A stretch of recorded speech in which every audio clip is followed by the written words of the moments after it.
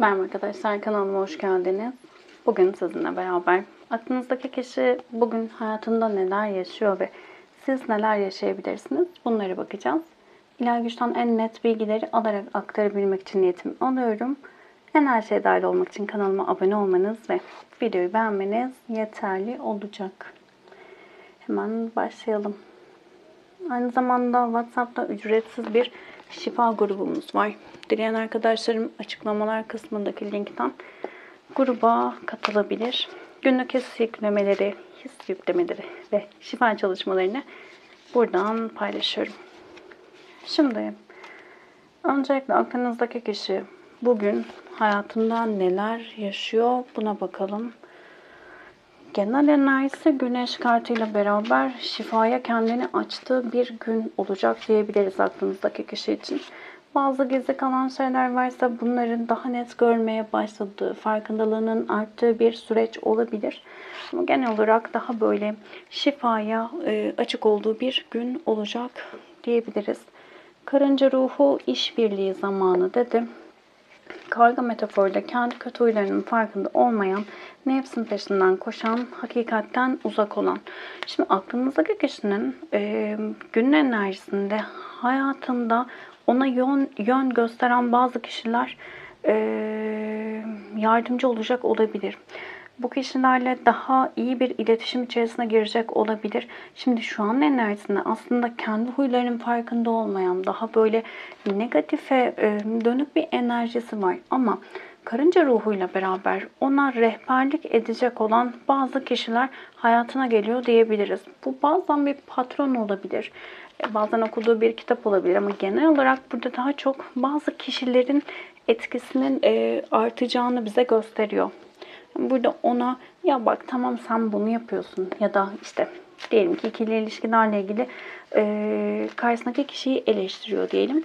İşte oradaki o ortamdaki bir kişi ona ya bak sen bunu söylüyorsun ama bak sen de bunu yapmalıydın ya da bunu yapmamalıydın dedi. Farkındalığını arttıracak bazı şeyleri o gizli kalan göremediği tarafı aydınlatacak bir enerji ortaya çıkaracak diyebiliriz. Daha çok kalabalık ortamlarda olabilir bugün. Ama güzel destekler alacak diyebiliriz. Şimdi sessizlik, dersler ve derin düşünce. Evet, burada çok fazla ben diyen biri ise eğer bunu çok hissettirdi, yüksek hissettirdi. Ben diyen bir enerjisi varsa eğer aklınızdaki kişinin artık bu alandan özgürleşmesi gerektiğini fark edecek diyebiliriz. Daha sessiz kaldığı, daha net bir şeyleri görebilmek adına, yaşadığı şeyleri görebilmek adına iyi bir değerlendirme içerisinde olduğu bir gün olacak. Kendini ciddi bir sorgulamaya alacak diyebiliriz bugün için. Dalgın ve düşünceli, kendini bulma, karamsarlık, korkular, iletişim kurma isteği ve fedakarlık kartı geldi. Ciddi korkuları var. Bu korkular onun kendi içine dönmesine sebep oluyor. Daha çok birazcık böyle melankolik bir enerji ortaya çıkarıyor diyebiliriz. Sorgulamalarla beraber de içindeki o yaraların ortaya çıkma süreci oluşuyor diyebiliriz. Şimdi yaşadığı şeyleri iyi bir değerlendirmeye alıyor ve buradan kendini bulma kartıyla beraber iyi bir nasıl söyleyelim, kendini anlatabilme yeteneği olmayabilir. Çok iyi bir konuşmacı, iletişimci olabilir ama duygularını aktarmaya geldiğinde sıra ya da kendini anlatmaya sıra geldiğinde bunu çok da yapmak istemeyen bir enerji olabilir. Genel olarak yaşadığı iletişim sorunlarında kendi içindeki o görmek istemediği alanları görmeye başladığı bir gün olacak diyebilirim. Burada şöyle bir enerji var ama biliyor ama bilmezden geliyor. Yani orayla hiç ya ben şimdi onu hiç kurcalamayayım dediği bir durumun içerisinde diyebiliriz. Derin düşünce, karamsarlık ve fedakarlık kartı. Genel olarak enerjisi birazcık böyle melankolik bir enerjide. Böyle her şeyin negatif tarafını gören insanlar olur ya, böyle bir enerjisi var aslında. Şimdi bunu da etrafına, bu durumu da daha doğrusu etrafına da yayan biri olabilir. Yani biraz böyle insanların enerjisini sömüren biri olabilir. Bazı konularda her zaman tabii ki böyle değildir ama örneğin hayatında istediği gibi bir şeyler gitmediğinde direkt negatife sarıyor olabilir. Fedakarlık yapmak aklınızdaki kişi için çok zor görünüyor. Biraz böyle duyguları kapatan bir enerjisi var. Yani duygularımı kendisi için de ama yani sadece çevreye değil, üzülmemeliyim, işte duygularımı göstermemeliyim, fedakar olmamalıyım. Sanki en başta insanlar bana zarar verir zaten hiç bu alana girmeyeyim dedi bir durumu var. Ama artık bu düşüncelerden kaynaklı hayatına getirdiği o negatifliği yavaş yavaş görmeye başladığı bir süreçte olacak. Bu zamana kadar daha çok başkalarını suçlamış diyebiliriz. Şimdi ayrıntılı bakalım. Bugün iş hayatında, sizinle ilişkisinde ve ailesiyle ilgili enerjilerde neler olabilir? Güç, kupa beşlisi ve asa sekizlisi geldi. Bir kart alacağım buraya. Tamam. Şimdi öncelikle iş hayatıyla ilgili başlarsak eğer, iş hayatında kendi gücünü toplamaya başladığı bir sürecin içerisinde diyebiliriz. Burada dengeye gelmeye çalışıyor aklınızdaki kişi. Buradaki enerji birazcık bir enerji. Normalde çok öfkeli biri ise, iş hayatında da hep dediğim dedik enerjilerde olan biri ise yavaş yavaş bir şeyleri görmeye başlıyor diyebiliriz. Yaşadığı bir olay olabilir. Öfkesinden ya da o kızgınlığından kaynaklı. İnsanlarla iletişim bozulmuş olabilir. Arasındaki o arkadaşlık bozulmuş olabilir. Burada artık yavaş yavaş o alanları şifalandırmaya başladı. İş hayatında kendini daha iyi bir alana doğru, daha iyi bir enerjiye doğru çektiği bir sürecin içerisinde olacak. Şefkatle sevmek Meryem Ana kartı geldi ve mektup kartıyla beraber. İş hayatında beklediği bir evrak olabilir. İş hayatında resmi bazı sorunlar yaşamış olabilir. Buradaki o sorunlar artık çözülecek diyebilirim. Gelecek olan bu haberle. Bakın sonuç ne olursa olsun iyi de yani iyi olarak da adlandırabilir sonucu. Kötü olarak da adlandırabilir ama burada artık daha iyi bir enerjiye doğru sonuç onu yönlendirecek diyebiliriz. Daha şefkati hissettiği bir durumun içerisinde olacak. Bu ne demek? Yani biraz önce söylediğim şeyle beraber. Şimdi örnek olarak iş yerinde birine karşı çok öfkeli davranmıştır. Çok böyle mantık giden biridir. Duygusallığı çok böyle işin içine katmayan biridir ama işte yaptığı yanlış bir davranışla beraber işte ciddi bir sorunla karşı karşıya kalmıştır. Buradan aldığı dersle beraber artık daha şefkatli, daha sakin enerjilerde olması gerektiğine dair bir bakış açısı getirmiş olabilir. Ama genel olarak güçleniyor. İşte bazıları kaybederek güçleniyor, bazıları da oradaki alandaki durumu görerek, şifalandırarak kazanıyor. Burada daha da güçlenmeye başladığı bir sürecin içerisinde olduğunu söyleyebiliriz iş hayatında.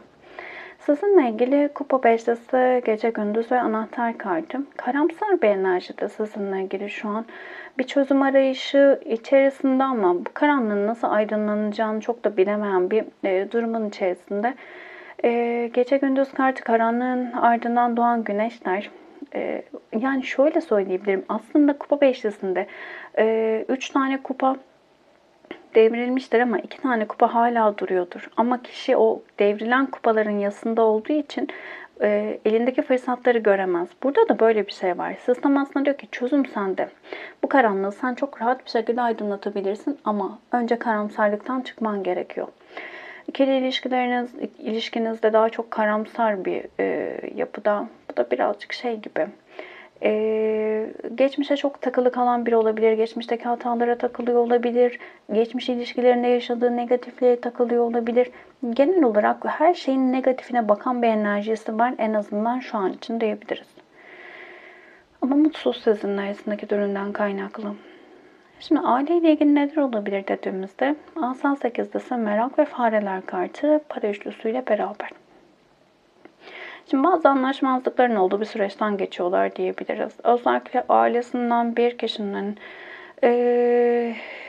güvenle ilgili bazı sorunlar yaşadığını duyacak olabilir, duymuş olabilir.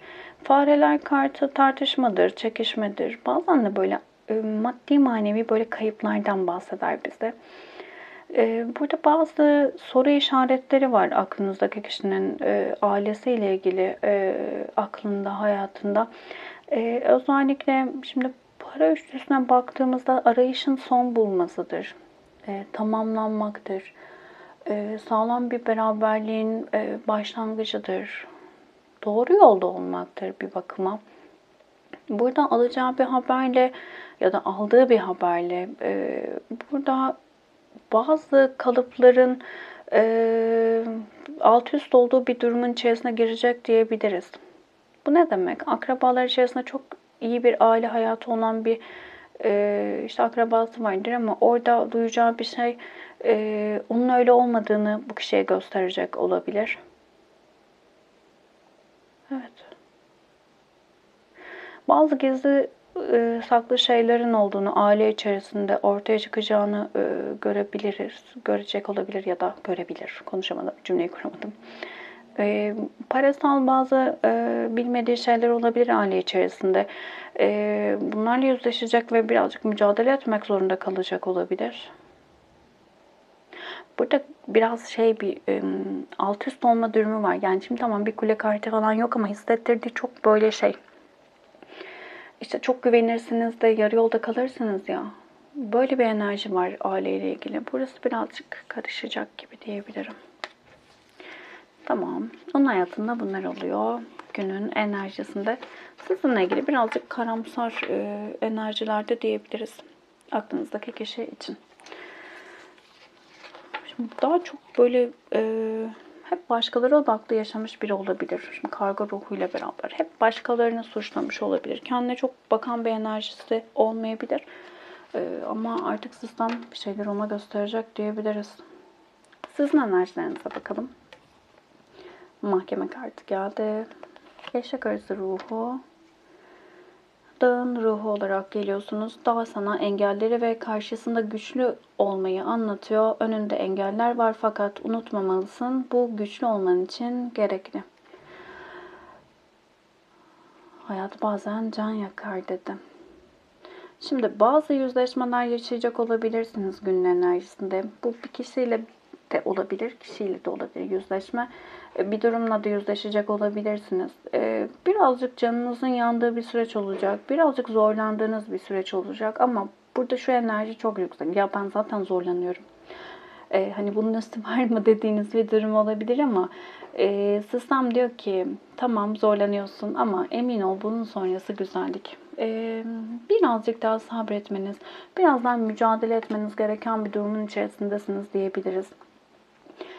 Canınızın yandığı bir süreçtesiniz. Ama burada neden canınız yanıyor buna odaklanmanız gerekiyor. İşte ikili ilişkilerdeki sorunlar canınızı yakıyor. İşte orada hangi duygu, daha önce hangi durumda bunu yaşadınız, olayda bunu yaşadınız ya da işte diyelim ki istediğiniz değeri alamadığınızı düşünüyorsunuz. Bunu hissettiriyor ve canınızı yakıyor bu durum. İşte burada değersizlik duygunuz olduğunu, oradaki o değersizlik duygusunu nasıl iyileştirmeniz gerektiğine odaklanmanız gerekiyor. Burada belki de arka plana attığınız, yüzleşmek istemediğiniz bazı durumlar var. Bunlarla yüzleşmeniz gerektiğiyle ilgili ve adil olmanız gerektiğiyle ilgili bir mesaj var diyebilirim. Özellikle buraya şöyle bir parantez açacağım. Geçmişte yargıladığınız, acıdığınız, işte ben olsaydım şöyle yapardım dediğiniz durumlar var mı şu an yaşadığınız duruma benzer? Bunlara bakmakta fayda var. Çünkü burada birazcık sanki o denge bozulmuş da, burada bir dengesizlik yaşanmış da o denge sağlanıyormuş gibi bir his de oluşturdu açıkçası. Oh.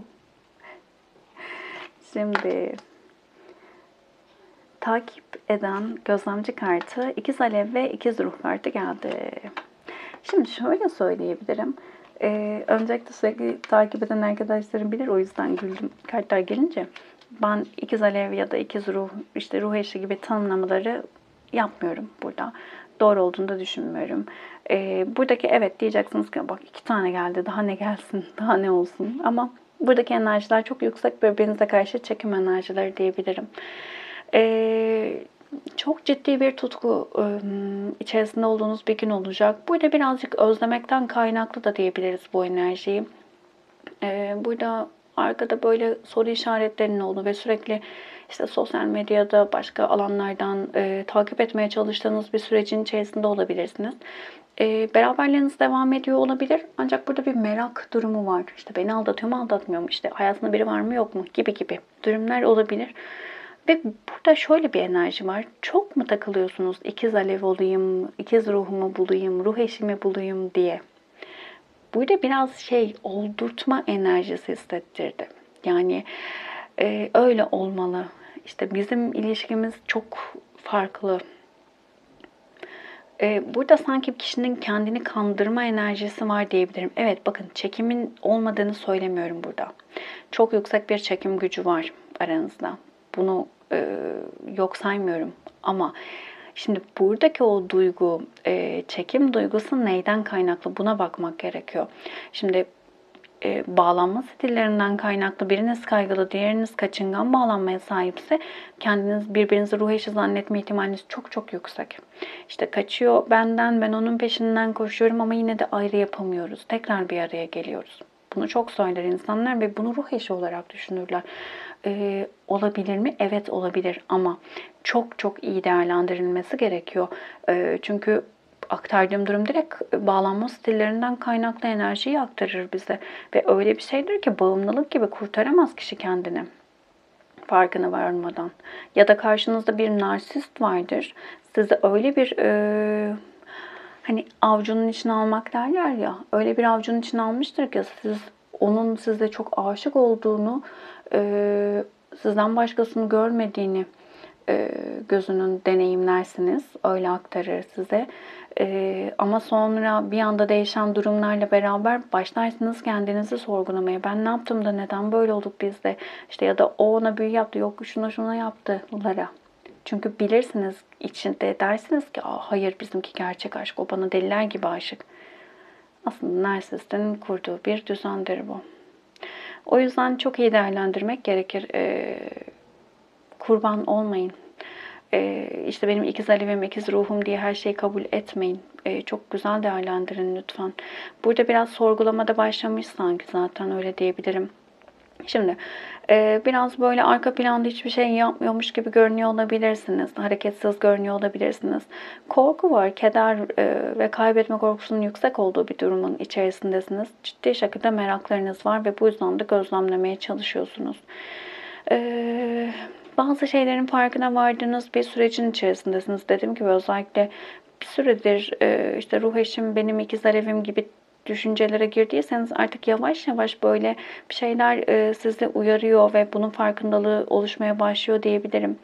Bazılarınız yaptığınız, ne kadar hala öyle düşünseniz bile yaptığınız bazı şeylerden dolayı pişmanlık duyuyor olabilirsiniz. Duymaya başladığınız bir gün olabilir. Aydınlanmalar başlıyor ya, öyle söyleyeyim. Yani direkt kartta geldi zaten aydınlanma. İdrak kartı. Burada her ne olursa olsun artık yeter dediğiniz bir sürece doğru geçiyorsunuz diyebilirim.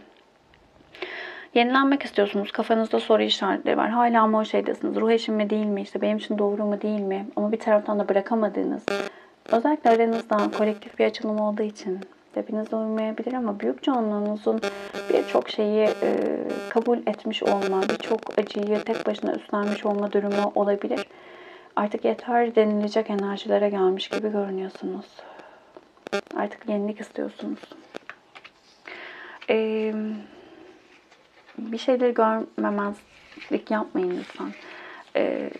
Bakın, burada biraz önce dediğim gibi evet, ruh eşi de olabilirsiniz. Ama ruh eşi olmanız bile, ruh eşi de olsanız bir şeyleri görmezden geleceğiniz anlamına gelmiyor. Ki şöyle söyleyeyim, birçok insan aslında ben ruh eşimi istiyorum, işte ruh eşim gelsin falan filan diyoruz ya, deniliyor ya. Şimdi burada ruh eşi olarak baktığınızda da ruh eşleri kişinin hayatına en büyük deneyimleri katmak için gelen kişilerdir. İlla harika bir beraberlik olup o beraberliğinizin devam edeceğini düşünmeyin. Böyle de olabilir ama genel olarak baktığımızda aslında ruh eşleri daha çok sınanmaların yaşandığı ve zorlukların olduğu beraberliklerden bahseder bize. O yüzden buradaki o isteklerinize, arzularınıza dikkat etmekte fayda var. Ve şunu da unutmayın. Şimdi bu tanımlamalar, çünkü çok insanın maddi manevi çok zarar gördüğü alanlar. O yüzden benim için çok kıymetli. bunları aktarmak. Ruh eşi dediğiniz durumda da bir tane ruh eşiniz yok. O kadar çok ruh eşiniz var ki. O kadar çok ruh eşiniz var ki. O yüzden ruh eşiniz bile olduğuna inanıyorsanız da tamam bu benim ruh eşim de diyor olabilirsiniz. Sizi mutlu etmiyorsa başka bir ruh eşinizin size gelmesi için alanı açın. Yani bilmiyorum anlatabildim mi ama tabii ki herkes için geçerli değil bu dediğim. Ama çok ciddi aranızda canı yanan, maddi manevi çok zorluğun içerisinde kalan arkadaşlarımın enerjisi çok yüksek geldi burada. Ve böyle olan arkadaşlarım artık kendileri için dur demeleri gerekiyor diyebilirim. Umarım anlatabildim burayı. 1, 2 ve 3 olarak kart seçin lütfen. Günün mesajlarını da alalım ve bitirelim. Değişim söz konusu. Hiçbir şeyi zorlamayın. Kendinizi değişikliğe hazırlayın dedi melek kartı. Bu desteği çok seviyorum. Çok tatlı bir çizimi var. Öyle değil. Günün olumlaması, kalbimin yolunu hep takip ediyorum. Oluşturduğum hayatı çok seviyorum ve fırsatlar bana kolaylıkla akıyor diyebilirsiniz. Şöyle alalım. Peri kartı esinlenme geldi. Hazırlıklı olun. Yakında alacakaranlık veya şafak vakti geldiğinde ilham perisinden bir ziyaret alacaksınız. Her an gelebilir dedi. Taşı sulayıp çiçek açmasını bekleyemezsin dedi. Bugünkü genel durum bazılarınızın çok ciddi bir değerlendirme yapması gerektiğine dair diyebilirim. Bir seçen arkadaşlarım. Kılıç altılısı ve kelebek kartı. Bazı şeyleri arkada bırakmanız gerekiyor. Alıştığınız ama size mutluluk getirmeyen duyguları, düşünceleri, kişileri artık geride bırakmanız gerekiyor ve evet zor olmayacak. Bunun farkındasınız ama sistem diyor ki artık tamam. Bu alandan çıkman gerekiyor. Buradan çıkmanız gerekiyor artık. 2'yi seçen arkadaşlarım. Kavuşmak ve asa dokuzlusu. Çok yara almış olabilirsiniz. Bu ilişki içerisinde siz de genel olarak da hayatta da. Artık şöyle söyleyebilirim. Şimdi kavuşmak bir ilişkinin yeniden canlanması der. Eski birinin gelmesi der. Özlemek enerjilerinden bahseder. Şimdi genel olarak bu duyguları çok fazla yaşıyor olabilirsiniz ve bu alan sizi daha da yoruyor olabilir. Asa dokuzlusu, değnek dokuzlusu duvar örmektir. Kendini koruma isteğidir. Bu sürecin içerisinde biraz bu duyguları özellikle işte gelecek mi gelmeyecek mi, işte kavuşacak mıyız kavuşmayacak mıyız gibi sorularınız çok fazlaysa ve çok yoruyorsa eğer bu sorular sizi bunu hissediyorsunuzdur. Burada biraz duvar örmeniz gerektiği, biraz bu duygulardan kendinizi uzaklaştırmanız gerektiği ve kendi alanınızda kalıp kendinizi şifalandırmanız gerektiğini söyleyebilirim. Klasik tarottaki asa dokuzlusunda kişinin yine bu tarz bir duruşu vardır ama başında bir sargı bezi vardır erkeğin. Burada yani yara almış olabilirsiniz. Bu yaraları önce bir şifalandırmalısınız ki tekrar yol alabilirsiniz. 3 seçin arkadaşlar. Kule kartı ve çaba.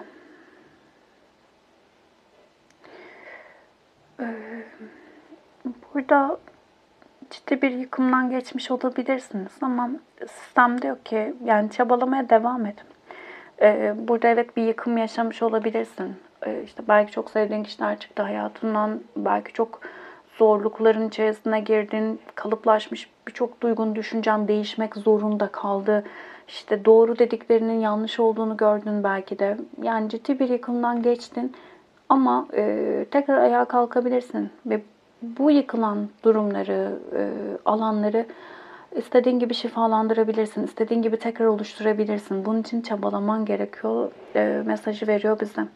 Özellikle ben artık toparlanamam bu dakikadan sonra diyen arkadaşlarım. Sistem diyor ki at bir adım, ben sana 5 adım daha atacağım.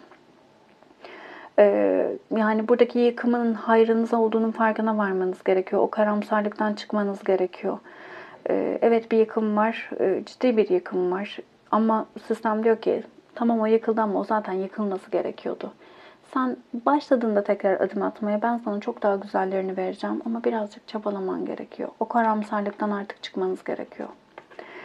Kolektif bir açılım. Hepsiyle uyumlanamayabilirsiniz ama içerisinden mesajlar almaya odaklanın. Ya burada şunu söyleyeceğim. Esinlenme kartı da geldi ya. Yani sen bir adım atarsan ben geleceğim diyor.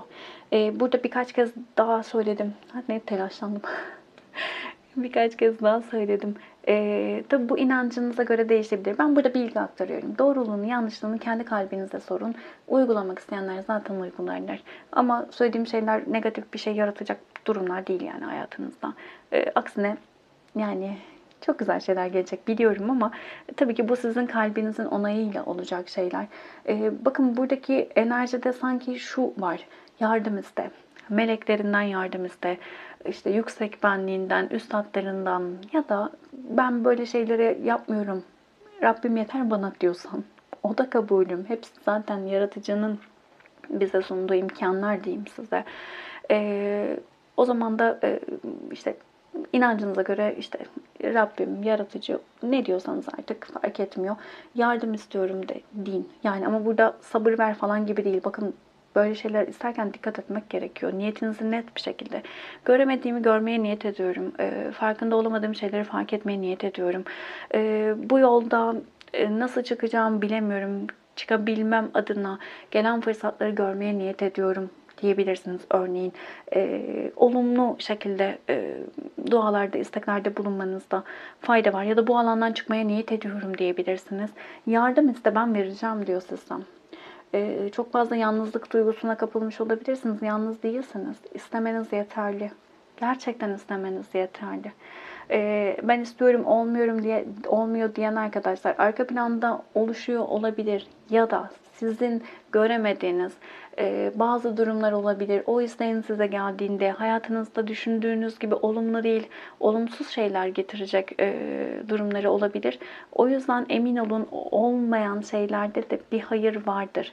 Ya da siz olmuyor gibi görürsünüz ama altta o toprakta yeşermeye, o tohum çatlamaya, büyümeye başlamıştır. O yüzden lütfen isteyin. Teşekkür ederim vakit ayırdığınız için. Başka videolarda görüşmek üzere. Hoşça kalın.